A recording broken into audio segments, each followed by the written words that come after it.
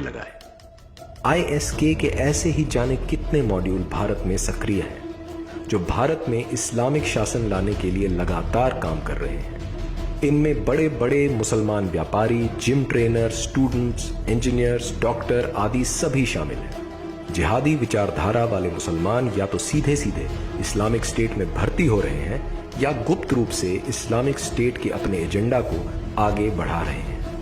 विशेषज्ञ 25 मार्च 2020 को अफगानिस्तान की राजधानी काबुल के एकमात्र सिख गुरुद्वारे पर एक जबरदस्त इस्लामी आतंकी हमला हुआ जिसमें 25 सिख मारे गए थे। वैसे अफगानिस्तान में गैर मुस्लिमों की हत्याएं और उनके पूजा स्थलों पर हमले कोई नई बात नहीं है, लेकिन 25 मार्च को हुए इस हमले के बाद से दुनिया भर की और विशेषतः भारत की सुरक्षा एजेंसियों की नींद उड़ी हुई है। कारण है कि इस हमले की जिम्मेदारी इस्लामिक स्टेट ऑफ खुरासान नाम के इस्लामी आतंकी संगठन ने ली है। इस्लामिक स्टेट ऑफ खुरासान क्या है और ये भारतीय क्षेत्र के गैर मुस्लिमों के लिए क्यों एक गंभीर खतरा है, इसे समझने के लिए पहले इस्लामिक स्टेट को समझते हैं। We'll begin to talk to your people on your streets.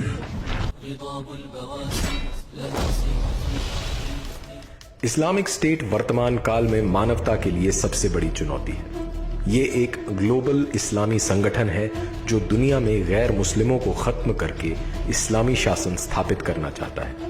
इस संगठन के अनुसार गैर इस्लामी शासन व्यवस्थाएं और मान्यताएं नाजायज हैं। ये पूरी दुनिया में शरिया अर्थात इस्लामी कानून लागू करना चाहता है। ISIS अर्थात Islamic state of Iraq and Syria Islamic state की ही एक शाखा है।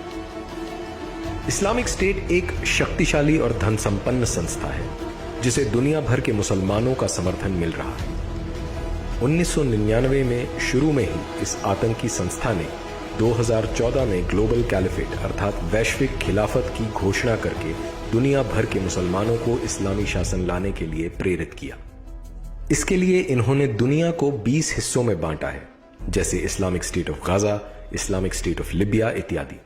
ऐसे ही एक हिस्से को इस्लामिक स्टेट ने नाम दिया है खुरासान, जिसमें इन्होंने ईरान का उत्तर पूर्वी भाग, अफगानिस्तान, पाकिस्तान और मध्य एशिया के तुर्कमेनिस्तान और उज्बेकिस्तान आदि को रखा है। 2015 में इस्लामिक स्टेट ने ग्रेटर खुरासान का मैप जारी किया, जिसमें इन्होंने भारत, नेपाल, श्रीलंका और बांग्लादेश को भी रखा है।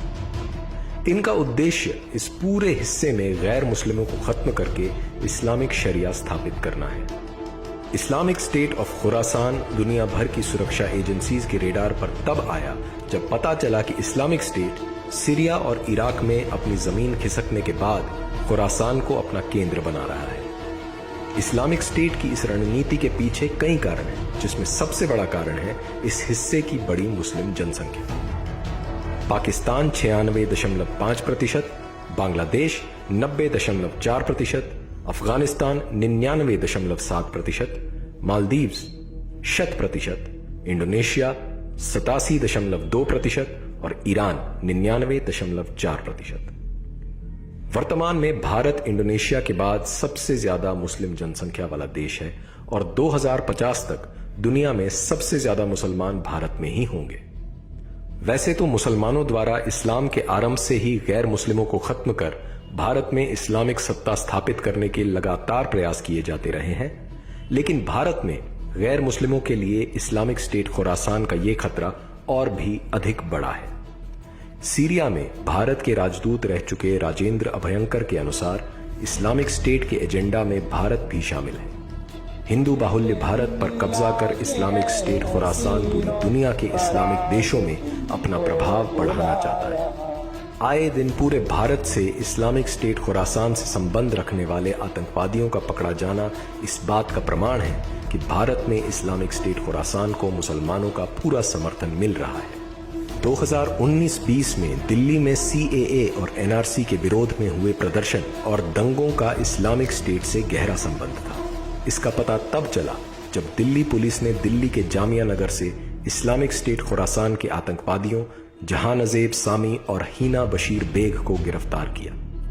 बेंगलोर में NIA द्वारा गिरफ्तार आतंकवादियों कादिर और नासिर ने बताया कि भारत में इस्लामिक शासन लाने के लिए वे बेंगलोर में कुरान सर्कल नाम का एक समूह चला रहे थे। इस्लामिक स्टेट के अल हिंद मॉड्यूल ने कर्नाटका, तमिलनाडु, आंध्र प्रदेश और केरला के जंगलों में ISIS दाइश प्रांत की स्थापना कर दी थी। इसका पता तब चला जब NIA ने 17 आतंकवादियों के खिलाफ 14 जुलाई को चार्जशीट दायर की। तमिलनाडु की एक मस्जिद में ईद पर बड़ी तादाद में मुसलमानों ने इस्लामिक स्टेट के समर्थन में टी-शर्ट पहनकर फोटोशूट कराया व नारे लगाए। ISK के ऐसे ही जाने कितने मॉड्यूल भारत में सक्रिय हैं जो भारत में इस्लामिक शासन लाने के लिए लगातार काम कर रहे हैं। इनमें बड़े बड़े मुसलमान व्यापारी, gym trainer, students, engineers, doctor आदि सभी शामिल हैं। जिहादी विचारधारा वाले मुसलमान या तो सीधे सीधे इस्लामिक स्टेट में भर्ती हो रहे हैं या गुप्त रूप से इस्लामिक स्टेट के अपने एजेंडा को आगे बढ़ा रहे हैं। विशेषज्ञों का मानना है कि भारत में मुसलमान इस्लामिक स्टेट के लिए फ्रीलांस के तौर पर काम कर रहे हैं। अल्लाह की कसम, इस्लाम एक दिन के लिए भी अमन का मजहब नहीं था, बिलाशुबा इस्लाम किताल का मजहब है। इस्लामिक स्टेट खुरासान भारत में मुसलमानों को ऑनलाइन भर्ती करने के साथ साथ मुसलमानों को ऑनलाइन ट्रेनिंग और स्टडी मटेरियल भी उपलब्ध करवा रहा है।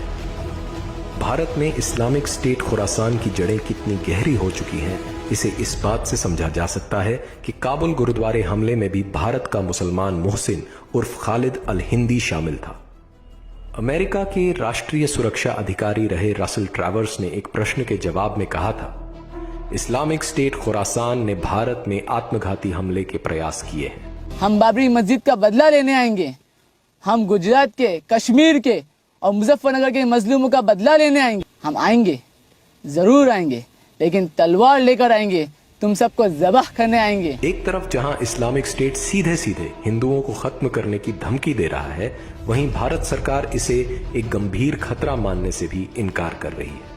कुछ समय पहले इस्लामिक स्टेट की समाचार एजेंसी अमाक ने भारत में इस्लामिक स्टेट की एक नई शाखा विलायह ऑफ हिंद स्थापित करने का दावा किया था।